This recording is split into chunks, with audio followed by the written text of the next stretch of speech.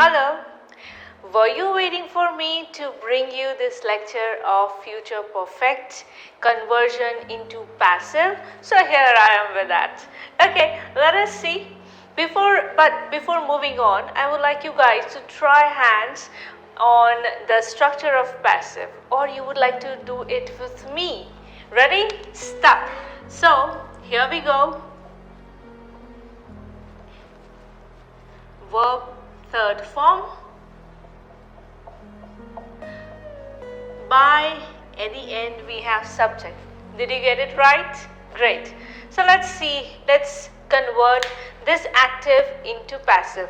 Before we move on, let me remind you guys that whenever you are converting an active into passive, always remember two things.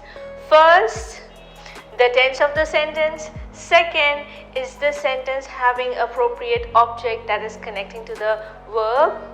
So let's go ahead with this. What are we having here? We are having the sun. Is the sun only the object, only the subject, or we are supposed to take even the rays? Yes, the sun rays is our subject. What are we having as our verb? Will have healed is our verb, and what will have the sun rays healed? Heal the wounds of the injured fairy. Are we going to take the entire part as our object? Or we can just take the wounds. It's better here to take the entire chunk as our object. Let us see how this will look like. The wounds of the injured fairy. You can go ahead. Before me writing the sentence, I would like you guys to quickly go ahead and complete the sentence and check if you get it correct. So the wounds of the injured fairy. Then what am I supposed to put? Will have. And will I require the be form? Yes, of course. Will have something, some form of be. Healed by the sun rays.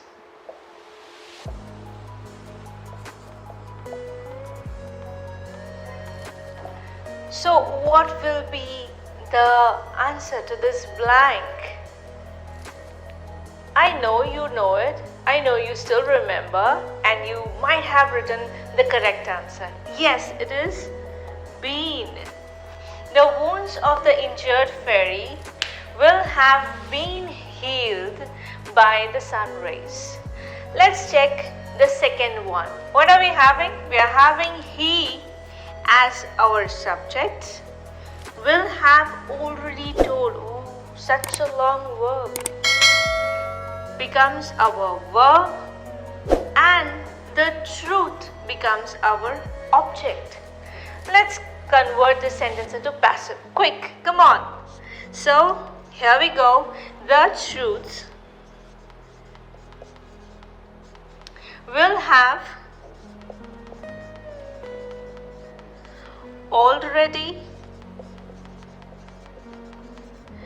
been told by him before asking.